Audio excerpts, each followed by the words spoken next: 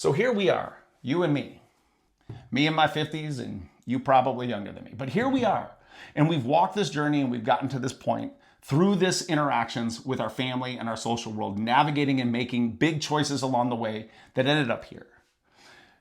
The difficult thing, especially when people are looking at change, is they hit a block right here. Something has gone wrong. Something's gone wrong in family or social. Maybe it's a work thing or a marriage thing or a kid thing. Just maybe it's a life thing. But you're not where you hope to be. And so here you are finding your way to this lesson called Why You're Fucked and trying to figure out how the hell did I get here?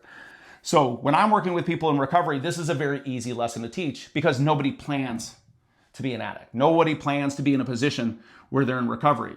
But the funny thing is when I taught this to 17 or 18-year-olds in high school, they were already in a position where they felt that their life was fated to them, that they weren't able to escape the journey and the path that was already set for them. So what we're going to do is look at why we feel that trap or even the hope that we're trying to get out of it that continues to fail us. So here we are and we're looking out to the future. And so at this point in time, we look to the future and we begin to project. We look out to the distant future and we sit there and say, this is what I want to happen. Here's what I hope to happen. And that question of what do you want is one of the most difficult questions in the world. And so when I sit here and I write, the word is we set these expectations of our future. There's this expected future that we all want.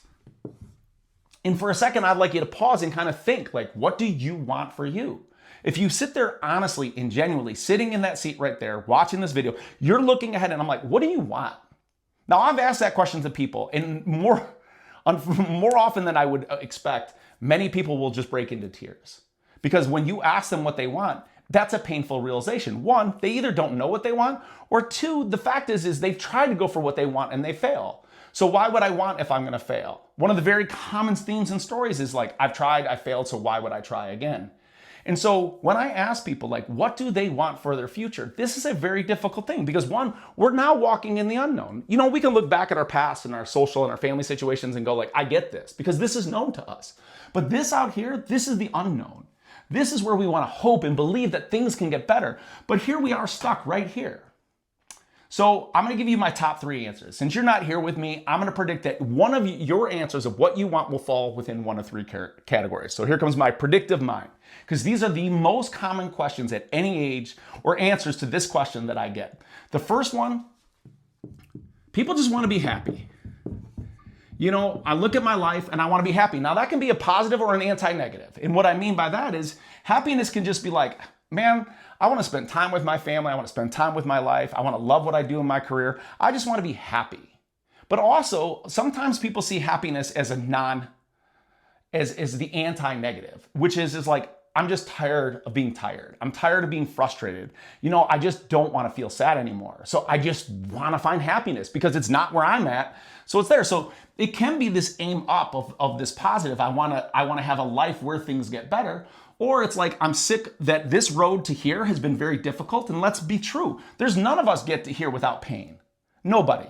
And so some of us will look at the pain that we've encountered and say I just want life there, but not with the pain that I've had in my social or my family world. So we seek happiness. Now, the second most common is success. That when people look at their future, this is also a duality. People will see success in a couple different ways. One, especially when I'm talking to students, they see success as fame and fortune. I want to go out there. I want to be known. I want to have power. I want to feel like I'm in control of my own life. I want to make a lot of money. Great. And some people just see it as a career path. That when we look out there, I want to do stuff that's meaningful in the world. I just want to have an impact. And I want to know that my life matters. And is what makes me feel successful.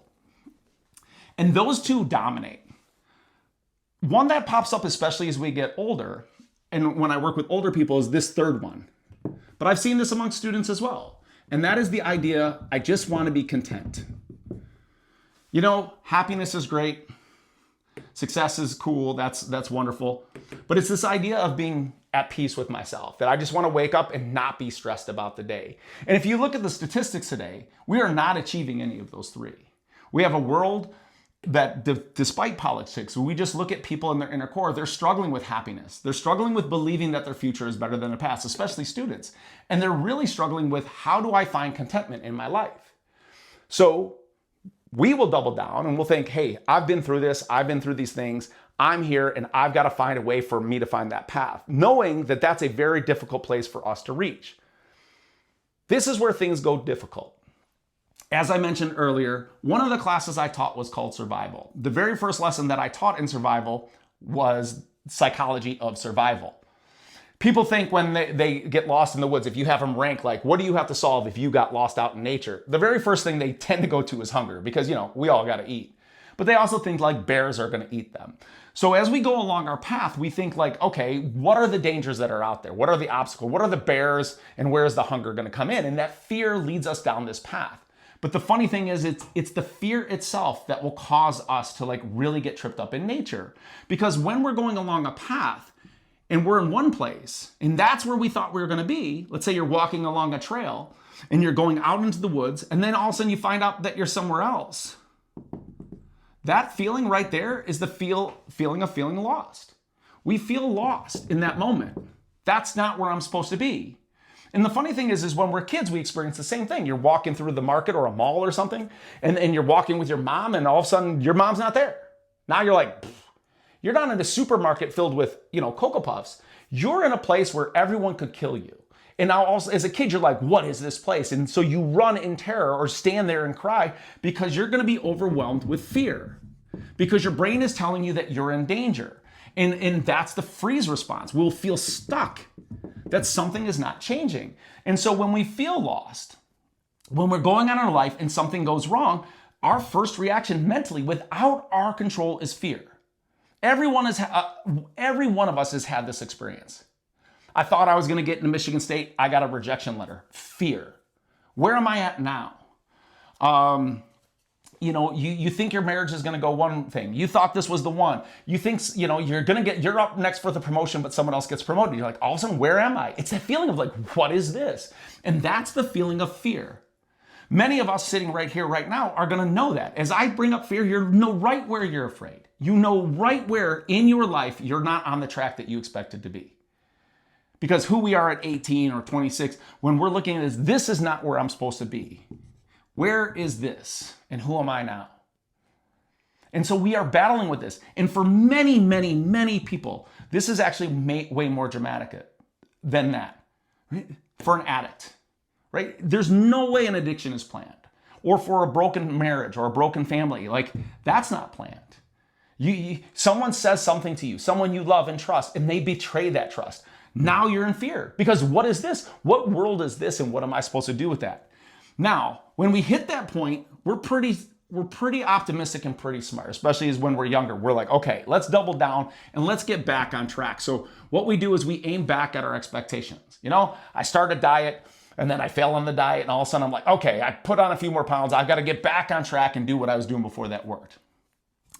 I'm a bit older, so sometimes I'm like, okay, well, I might not be able to get back where I was, but what I'll do is I'll reorient it a little bit and become a bit more reasonable. A little bit more wisdom means, maybe my expectations were a little bit high, so I'll lower those a bit.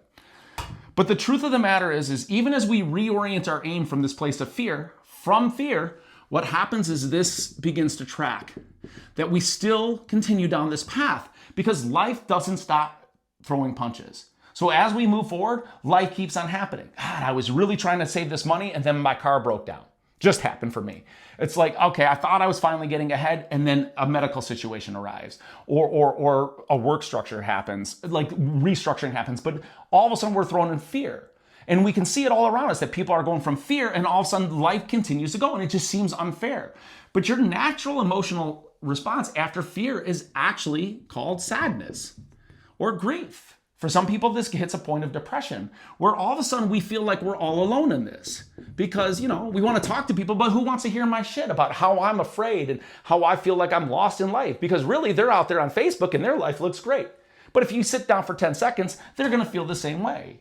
Because the truth is no matter where we are, that fear and that feeling of isolation, that it's just me, like I just can't get ahead and I feel this downturn. There's never an addict that I haven't worked with that has not said that they've used or drank or used any type of drug in isolation. that they'll isolate from the world when they're using. And to them, that makes perfect sense. But the truth of it is that fear has now reached a point where they don't feel like they can escape that. It gets worse. I told you this is a very tough part of the lesson. This is where the why you're fucked comes from. So that fear and that sadness, now what happens is you're in a spiral. Because when you're in fear, it changes how you see the world. And when you're isolated, you can't find your way out.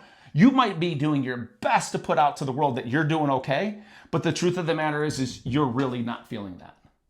And this is where we get in shock that people who are famous or rich or seem to have it all together all of a sudden die because of a drug overdose or a suicide. And we're like, what happened? Well, what they're showing you and what they're feeling are two different things. And if we don't acknowledge that in ourselves, it's going to be hard for us, or if not impossible. But we look out there and we're like, yeah, but look at, they got all the things I thought I wanted. So here we are, sad and afraid, stuck and alone, and we're looking at the world and we can't get out. And then this is where one that a lot of people will deny they have, but I'll prove that you do, and that's anger. You might call it frustration. You might call it resentment. If only my boss, if only my wife, if only my parents, if only the world, if only this president would have been there instead of this, if only the news. We can look and we project outwards and we become very frustrated because we can't escape. So here we are stuck, and that anger, it's going to find its way out. This is my known. I know this one really, really well, because when life really gets me stuck, something's going to get destroyed. Because that's what we do when we're angry. We destroy. Now, some of you might say like, oh, I'm the nicest person, most passive person. But there's also passive aggressive. Because even though you're nice, you might not be destructive to others, but you will definitely be destructive to yourself. And that will show up maybe in drinking or smoking, or maybe it shows up in porn or eating. But there's something we're going to do that when we're down here, that we're so angry, we do destructive things to ourselves just to numb the pain of the fear and the sadness. And when you follow this path, and some of you, I know right now as I'm saying this, you're like, I've been there. And maybe you're there right now. There's a word for that. There's a word for the destination on this path. No matter what you want is like, I just want to get out. And that name is called despair. And despair means, if you break down those words, despere, without spirit, or more known as without hope. That we get to a place that we feel without hope. Now, unfortunately, I truly know that some of you are on this path right now.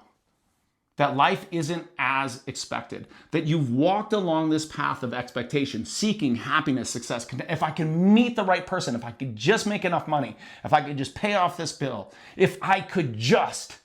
But the truth of the matter is we keep on coming back to fear, sadness, and anger. And why not? Why not? Because this is this repeat. And I've dealt with people who've suffered multiple relapses, or they go through multiple relationships thinking the next person will be the solution, or the next attempt at change will be the solution, and will loop back. You're not alone in this. Statistics say that 90% of people who try to do something new will fail. Like a New Year's resolution. It's actually about 93, 94% of people who try to start something new, set a new expectation, will fail by the second Friday of the year. This goes with addiction. This goes with weight loss. 90% of people who try to lose weight will actually end up putting on more weight because this cycle continues. Now, this is a brutal lesson to teach a high school kid, but it's a brutal lesson to receive at any age because this is the way life is. Now, I gave you one little promise at the beginning, which is along this path, I was going to try to point you in a new direction, to give you a solution to this. But for me, I did not find that in biology. I sure as heck didn't find it in photosynthesis, and I didn't find it in supply and demand. And I have a really hard time finding it in the self-help and the leadership books are out there. So this is how a biology teacher turns to story. And that's what I'm going to show you next.